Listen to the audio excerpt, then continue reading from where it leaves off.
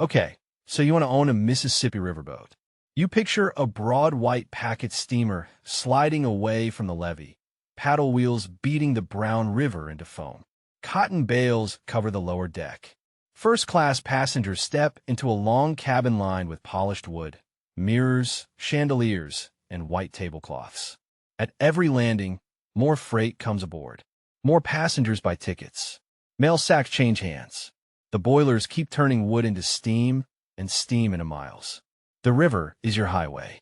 The boat is your hotel, warehouse, mail coach, and freight terminal. That is the dream, and it is not entirely wrong. By the middle of the 19th century, steamboats had transformed the Mississippi system into one of the busiest commercial networks in the United States. But one boat shows why traffic alone never guaranteed profit. The J.M. White was built in 1878 for $220,000. It could carry 250 first-class passengers and as many as 10,000 bales of cotton. It was one of the largest and most luxurious cotton packets ever built. And according to the Smithsonian, it was unprofitable. Its initial cost was enormous. The economy was uneven, and railroads were expanding into the traffic the boat needed. That is the contradiction sitting in the middle of this business. A riverboat can be full of cargo, full of people, and full of movement while the owners still struggle to earn an acceptable return. So let us build a Mississippi packet around the year 1855. We will run a regular route linking New Orleans with major landings upriver. We will carry freight, cabin passengers, deck passengers, parcels, and mail. Then we will build a reconstructed seasonal ledger. We will lower traffic. We will raise fuel costs. And we will see why the most valuable part of a riverboat was not the paddle wheel. First, we need the right kind of boat. 19th century rivers used many specialized steam vessels. Ferries crossed the river. Towboats moved barges. Snag boats cleared dangerous debris. Fuel boats supplied wood and coal. Our business is a packet. A packet runs a recognizable route and carries a mixture of people, goods, and often mail. That schedule is more important than it looks.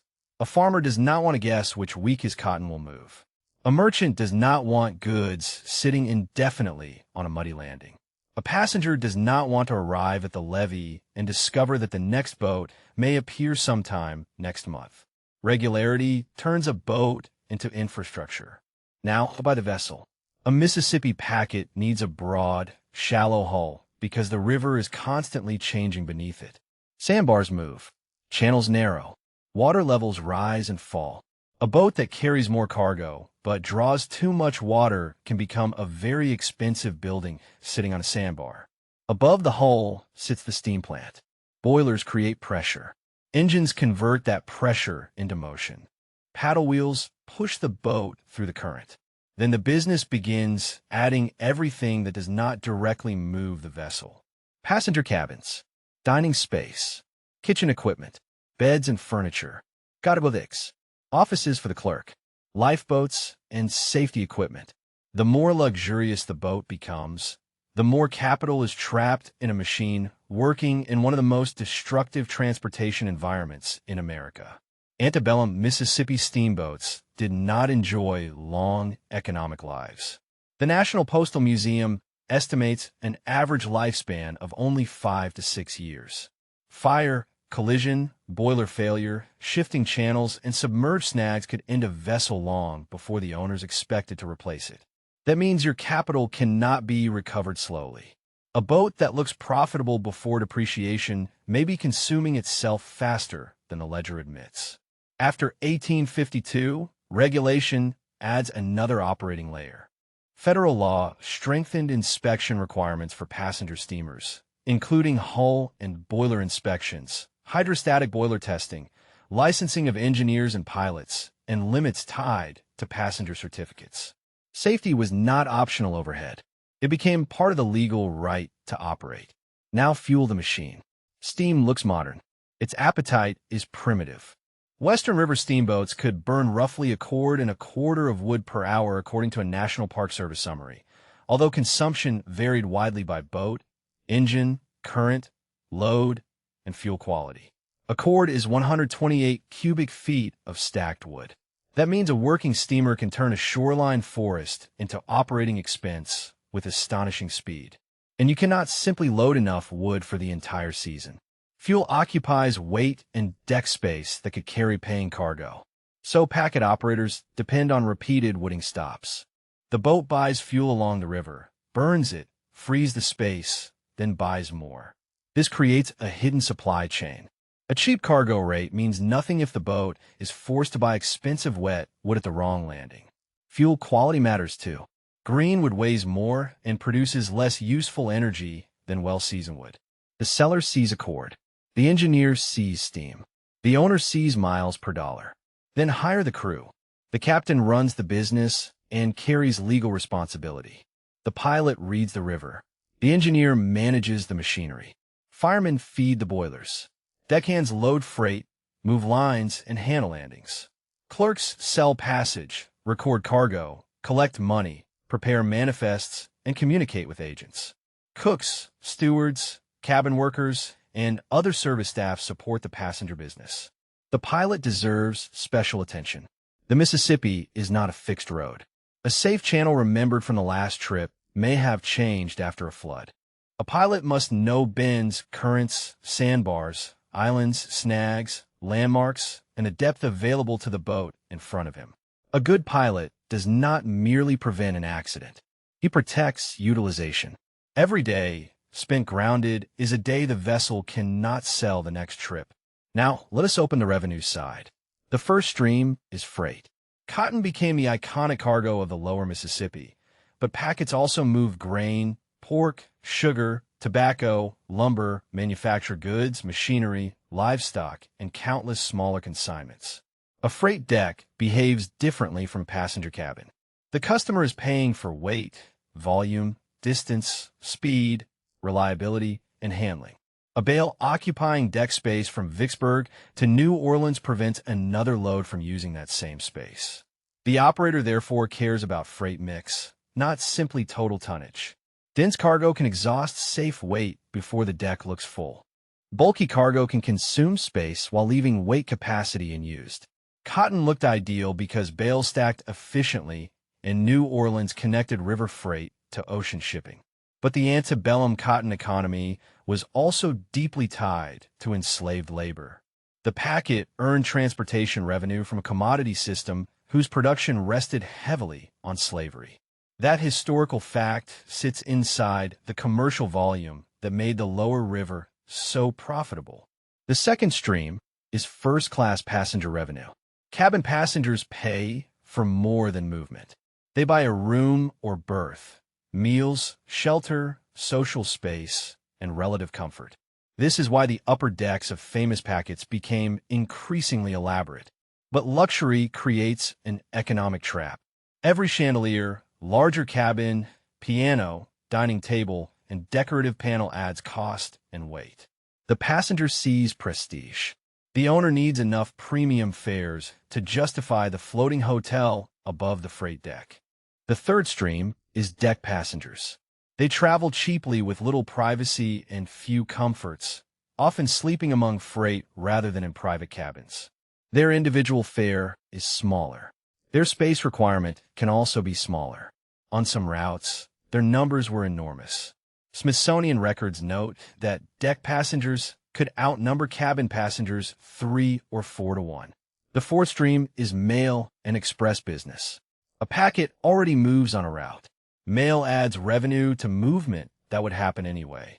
Congress authorized the Postmaster General to contract for steamboat mail carriage in 1815, and waterways regularly served by steamers became post roads in 1823. A mail relationship improves more than revenue. It rewards scheduled discipline. A boat that leaves predictably becomes more valuable to merchants, passengers, and the government at the same time. The fifth stream is way business. The big cities appear on the timetable, but many packets made money at smaller landings in between. A plantation ships a few bales. A merchant receives barrels and boxes. A family boards for the next town. A letter sack changes hands. A regular packet can collect small pieces of demand all along the river and combine them inside one voyage. This is the transportation version of density. The boat is already passing.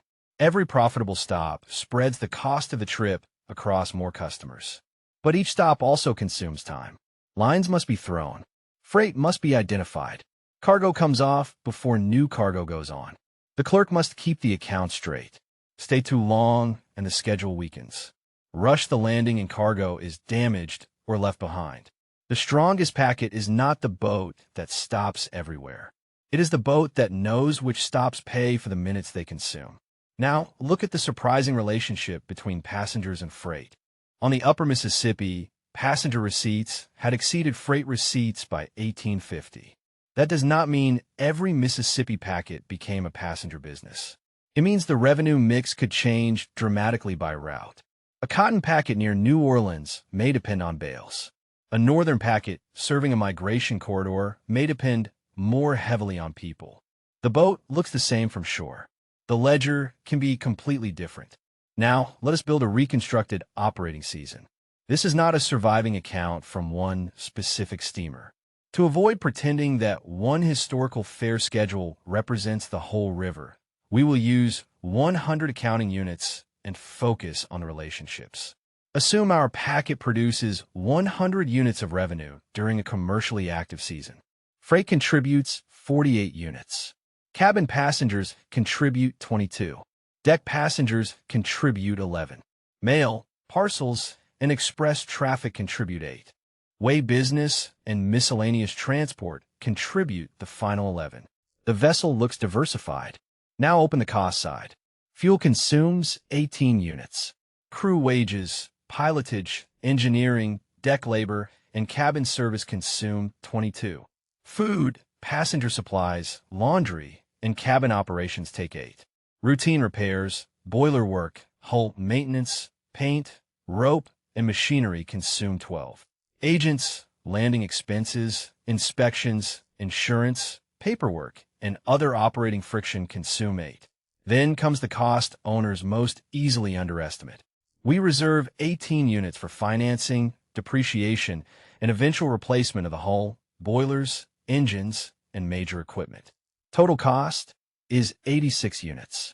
The apparent operating surplus is 14. That is a healthy season. It is not an enormous margin. The boat may carry thousands of people and mountains of freight, while 14 cents of each revenue dollar remains after the full cost structure is respected. This is the first financial trap. Revenue happens trip by trip. Capital loss happens every day. The hull ages whether the deck is full or half empty. The boiler does not become younger because cotton prices are weak. The second trap is utilization. A packet earns when it moves paying cargo and people. Low water can reduce the load. High water can create dangerous currents. Fog slows the pilot. A broken engine cancels the whole departure. A grounded boat can remain physically intact while producing no revenue at all. The third trap is direction. Freight demand is rarely symmetrical. Agricultural commodities may move heavily downriver toward New Orleans.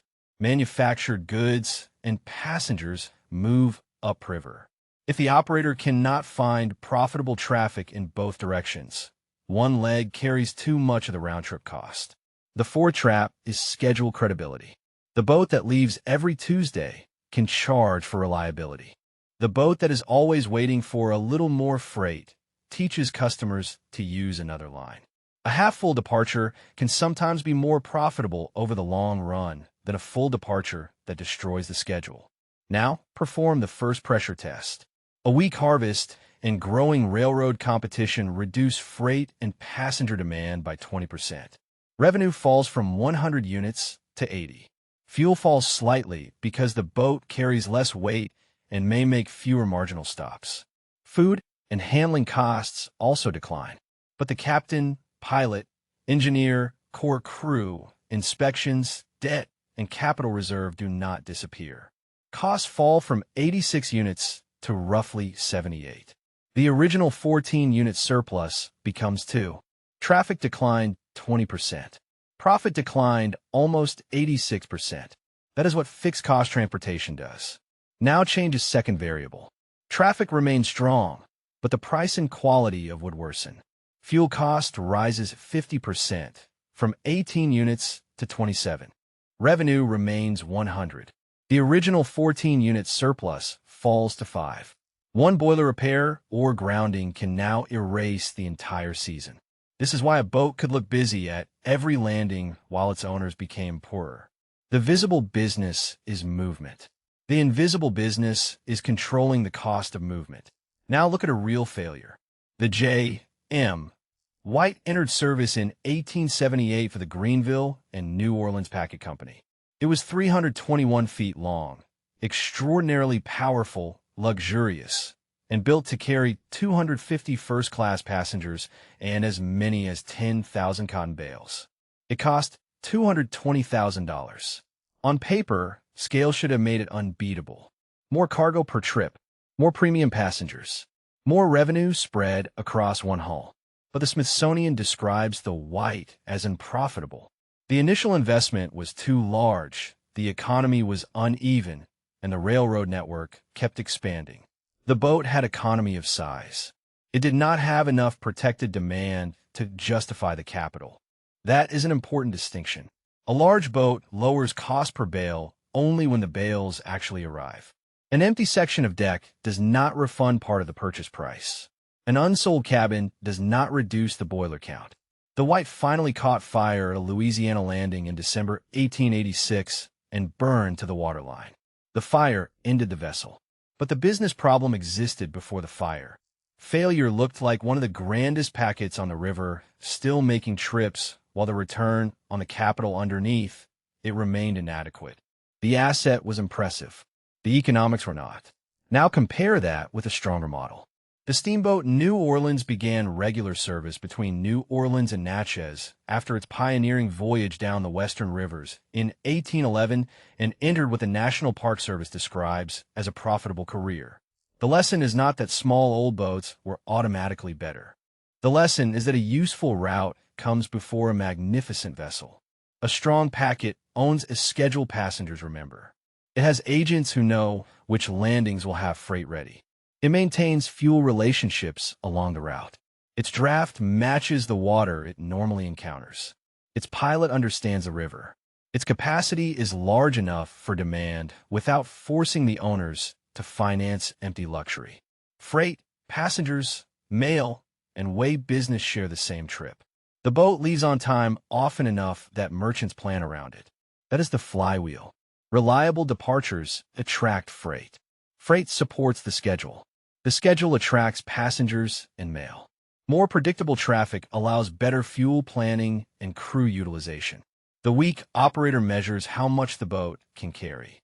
The strong operator measures how much paying traffic the route can repeatedly supply. The weak operator adds cabins because passengers like luxury. The strong operator adds cabins only when premium fares can pay for them. The weak operator loads every last bale. The strong operator protects draft, schedule, and the ability to clear shallow water. The weak operator treats repairs as bad luck. The strong operator assumes that a 5 or 6 year average vessel life demands constant maintenance and a replacement reserve. The weak operator competes with the railroad by cutting rates. The strong operator asks which landings, commodities, and passengers the railroad cannot serve as conveniently. A mature buyer, therefore, inspects more than the boat. What route is it actually serving?